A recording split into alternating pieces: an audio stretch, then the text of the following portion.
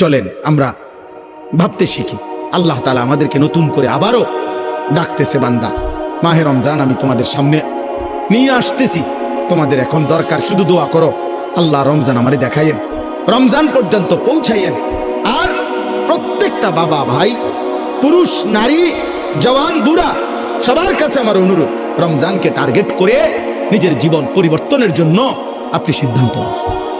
আল্লাহ কোরআনে ওয়াদা দিছে, বান্দা একটা মাস রমজান তুমি যত্ন নিয়া রমজান মাসটা কাটাইবা, সবগুলো গুনাহ ছেড়ে দিবা, আমি আল্লাহ তাআলার হুকুমগুলো পালন করবা, আমি আল্লাহ ওয়াদা দিলাম লাআল্লাকুম তাত্তাকুন, এক মাসে তোমাকে মুত্তাকি বানায় দেব, জান্নাতি বানায় দেব, বানায় দেব। আল্লাহ তাআলা বলছেন, আল্লাহ কোরআনে বলছেন, বান্দা তুমি মনে রেখো কোনোভাবে রমজান বলতে আমি কঠিন কিছু তোমার উপরে চাপাই নাই। ইউরিদুল্লাহু বিকুমুল ইউসরা ওয়ালা ইউরিদু বিকুমুল উসরা। কোরআনে আল্লাহ বলছেন, রমজানের কথা বলতে গিয়ে আল্লাহ বলছে, বান্দা মনে করো তোমার জন্য আমি কি কি দিছি রমজানে। স্বাভাবিক সারা বছরের নেক আমল তো আছেই, বাকি নতুন করে কি দিলাম? এক নম্বরে ধরে নেন, নতুন করে আল্লাহ তাআলা রমজানে আমাদেরকে কি দিলেন? এক মাসের রোজা, রোজা রাখতে হবে। 2, প্রতিদিন তারাবি পড়তে হবে। 3, ইফতার করতে হবে। 4, রাত্রিবেলা সাহারি খাইতে হবে। 5, শেষ দশকে এতেকাফ করতে হবে। 6, শেষ দশকের বেজর রাত্রিগুলোতে সবে কদর তালাশ করতে হবে। আর কি? আর পুরাটা মাস গুনাহ থেকে বাঁচতে হবে। আল্লাহ তাআলার নেক আমল, 5 ওয়াক্ত নামাজ, জিকির, তেলাওয়াত, দোয়া, কান্নাকাটি এর মধ্যে লিপ্ত থাকতে হবে। এই তো কথা। আল্লাহ তাআলা বলেন, বান্দা বিশ্বাস করো, এই যে যা যা দিছি আমি, ইফতার, সাহারি, এতেকাফ, তারাবি, রোজা, নামাজ, আল্লাহ বলে বান্দা বিশ্বাস করো, আমি এই বিধানগুলো সাজাইতে গিয়া, দিতে গিয়ে আমি আল্লাহ নিজে তোমার সহজ যেন হয়, কষ্ট যেন না হয়, আমি আল্লাহ কসম নিজে খেয়াল করেছি। ইউরিদুল্লাহু বিকুমুল ইউসরা, আমি আল্লাহ চেয়েছি তোমার যেন সহজ হয়, ওয়ালা ইউরিদু বিকুমুল উসরা, আমি আল্লাহ তাআলা তোমার জন্য কঠিন হোক এটা চাই নাই। প্রথম যেভাবে বিধান শুরু করছি নবীজির জামানায়, প্রথম রোজার শুরু, রমজানের শুরু, ওইখান থেকেও আমি বান্দা সহজ করতে করতে করতে বর্তমানের অবস্থায় আনছি। শুধু কমাইছি, বাড়াইছি না, শুধু কমাই আনছি। সংক্ষেপে বলি, প্রথম রাসূলুল্লাহ সাল্লাল্লাহু আলাইহি সাল্লামের জামানায় রোজা এর বিধান ছিল কি? এর বিধান ছিল, মৌলিক নিয়ম ছিল যে নবীজির জামানায় প্রথম রমজানের রোজা রাখার নিয়ম ছিল সুবহে সাদিক থেকে, মানে সকালবেলা যেই ভোরের টাইম, সুবহে সাদিক থেকে রোজার টাইম শুরু হইতো। সন্ধ্যা হইলে, সূর্য ডুবলে, মানে আমরা যখন ইফতার করি তখন ইফতার খাওয়ার অনুমতি ছিল।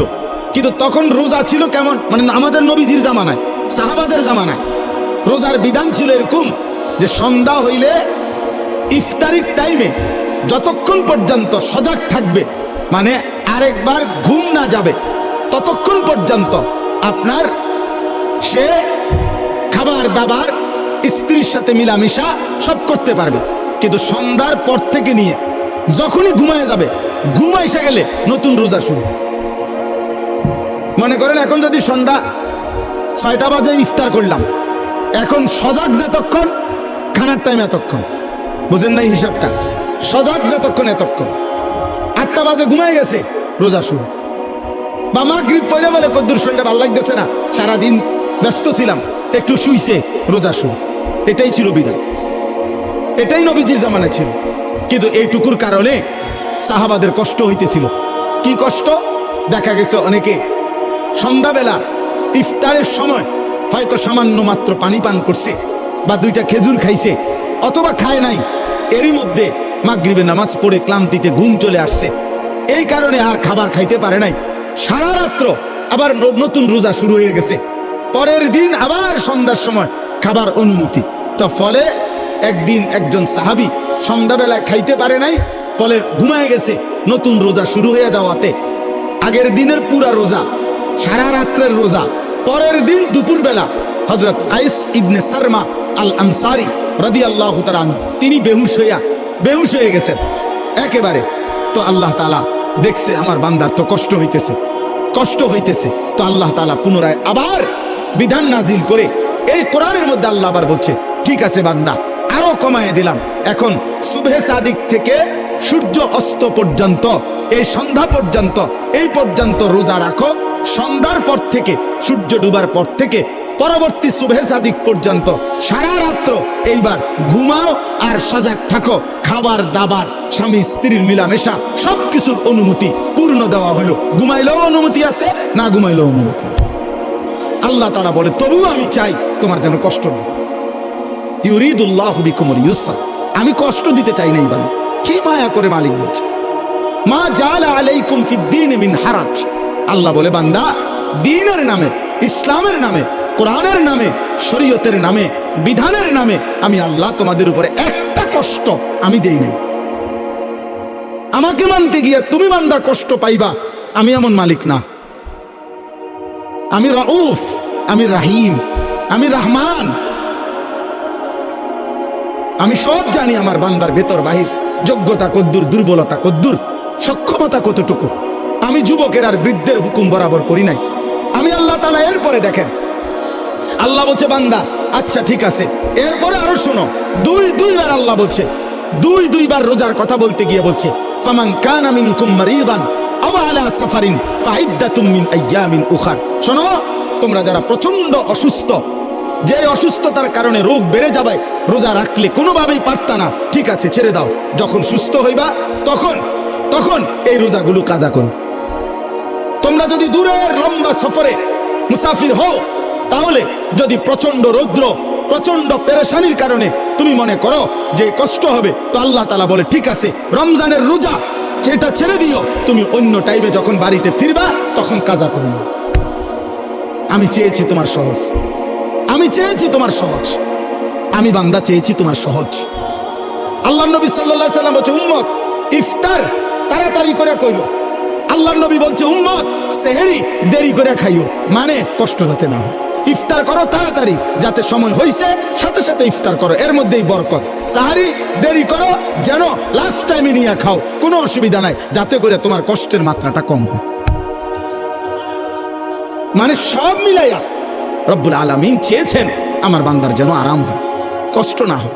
ইউরিদুল্লাহু বিকুমুল ইউসরা ওয়ালা ইউরিদু বিকুমুল উসরা। একদিকে তো সহজ করার জন্য এত ব্যবস্থাপনা করেছেন, আবার আরেক দিকে নেকি।